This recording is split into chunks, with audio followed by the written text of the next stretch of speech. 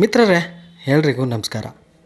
ಇತ್ತೀಚಿನ ಅಹಮದಾಬಾದ್ ಏರ್ಕ್ರಾಫ್ಟ್ ದುರಂತ ಮಾಸುವ ಮುನ್ನವೇ ಮತ್ತೊಂದು ಅವಘಡ ಸಂಭವಿಸಿದೆ. ಹೌದು ಸ್ನೇಹಿತರೆ, ಡೆನ್ವರ್ನಿಂದ ಲಾಸ್ ಏಂಜಲ್ಸ್ಗೆ ಪ್ರಯಾಣಿಸುತ್ತಿದ್ದ ಬೋಯಿಂಗ್ ಏರ್ 737 ಮ್ಯಾಕ್ಸ್ 8 ವಿಮಾನ 37,000 ಅಡಿ ಎತ್ತರದಲ್ಲಿ ಇರಬೇಕಾದ್ರೆ ಒಂದು ಅವಘಡ ಸಂಭವಿಸಿದೆ. ಬನ್ನಿ ಅದ್ರ ಬಗ್ಗೆ ತಿಳ್ಕೊಳ್ಳೋಣ. ಬೋಯಿಂಗ್ 737 ಮ್ಯಾಕ್ಸ್ ಫ್ಲೈಟ್ ಡೆನ್ವರ್ನಿಂದ ಲಾಸ್ ಏಂಜಲ್ಸ್ಗೆ ಪ್ರಯಾಣಿಸಲು ಟೇಕ್ ಆಫ್ ಆಗಲು ರೆಡಿಯಾಗುತ್ತೆ. ಡೆನ್ವರ್ನಿಂದ ರನ್ವೇ ಮೇಲೆ ಎಲ್ಲ ಪ್ರಯಾಣಿಕರು 140 ಪ್ರಯಾಣಿಕರನ್ನು ಹೊತ್ತು ಟೇಕ್ ಆಫ್ ಆಗೋಕ್ಕೆ ರೆಡಿಯಾಗುತ್ತೆ. ಸಹಜವಾಗಿ ಪೈಲಟ್ಗಳು ಟೇಕ್ ಆಫ್ ಆಗೋಕ್ಕೆ ಮುಂಚೆನೇ ತನ್ನ ಎಲ್ಲ ವಿಮಾನಗಳನ್ನು ಒಂದು ಸಾರಿ ಚೆಕ್ ಮಾಡ್ತಾರೆ. ಚೆಕ್ ಮಾಡಿದ ನಂತರ ಎಲ್ಲ ಕರೆಕ್ಟಾಗಿರುತ್ತೆ. ಡೆನ್ವರ್ನ ರನ್ವೇ ಮೇಲೆ ಟೇಕ್ ಆಫ್ ಆಗೋಕ್ಕೆ ಏರ್ ಟ್ರಾಫಿಕ್ ಕಂಟ್ರೋಲರ್ ಕ್ಲಿಯರೆನ್ಸನ್ನು ಕೊಡ್ತಾರೆ. ಅದೇ ರೀತಿಯಾಗಿ ಇಬ್ಬರು ಪೈಲಟ್ಗಳು ಆ ರನ್ವೇ ಮೇಲೆ ಟೇಕ್ ಆಫನ್ನು ಮಾಡ್ತಾರೆ. ಟೇಕ್ ಆಫ್ ಮಾಡಿ ಸುರಕ್ಷಿತವಾಗಿ ಟೇಕ್ ಆಫ್ನ ಆಗಿ 37,000 ಅಡಿ ಎತ್ತರಕ್ಕೆ ಆ ಫ್ಲೈಟ್ನ ಕೊಂಡು ಹೋಗ್ತಾರೆ.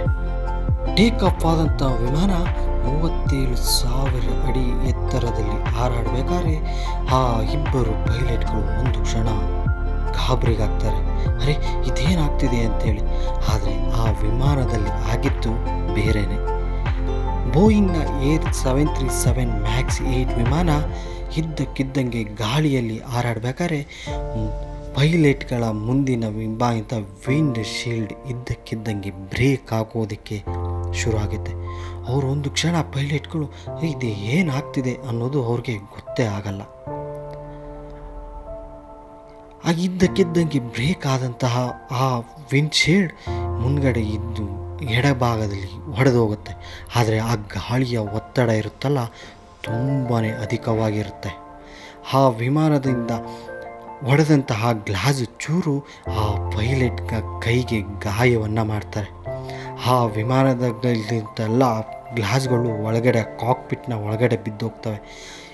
ಆದರೆ ಆ ವಿಮಾನದ ಪೈಲಟ್ಗೆ ಮುಂದಿನದು ಏನು ಸಹ ಕಾಣಿಸ್ತಾನೆ ಇರಲ್ಲ. ಅವರು ತಮ್ಮ ಎಮರ್ಜೆನ್ಸಿ ಲ್ಯಾಂಡಿಂಗನ್ನು ಮಾಡೋಕ್ಕೆ ಏರ್ ಟ್ರಾಫಿಕ್ ಕಂಟ್ರೋಲರ್ನ ಸಂಪರ್ಕ ಮಾಡ್ತಾರೆ. ಏರ್ ಟ್ರಾಫಿಕ್ ಕಂಟ್ರೋಲರ್ನ ಸಂಪರ್ಕ ಮಾಡಿ ನಮಗೆ ಎಮರ್ಜೆನ್ಸಿ ಲ್ಯಾಂಡಿಂಗನ್ನು ಕೊಡಿ, ನಮ್ಮ ಬೋಯಿಂಗ್ 737 ಮ್ಯಾಕ್ಸ್ 8 ವಿಮಾನದ ವಿಂಡ್ಶೀಲ್ಡ್ ಒಡೆದೋಗಿದೆ, ನಮಗೆ ಎಮರ್ಜೆನ್ಸಿ ಲ್ಯಾಂಡಿಂಗನ್ನು ಕೇಳ್ತಾರೆ. ಆ ಏರ್ ಟ್ರಾಫಿಕ್ ಕಂಟ್ರೋಲ್ ಆ ವಿಮಾನವನ್ನು ಎಮರ್ಜೆನ್ಸಿ ಲ್ಯಾಂಡಿಂಗ್ ಮಾಡಲು ಒಪ್ಕೋತಾರೆ. ಆದರೆ ಆ ಎಮರ್ಜೆನ್ಸಿ ಲ್ಯಾಂಡಿಂಗ್ ಮಾಡೋದು ಅಷ್ಟು ಸುಲಭವಾಗಿರಲ್ಲ ಸ್ನೇಹಿತರೆ. ಮುಂದೆ ಅವ್ರಿಗೆ ಏನು ಕೂಡ ಕಾಣಿಸ್ತಾ ಇರಲ್ಲ.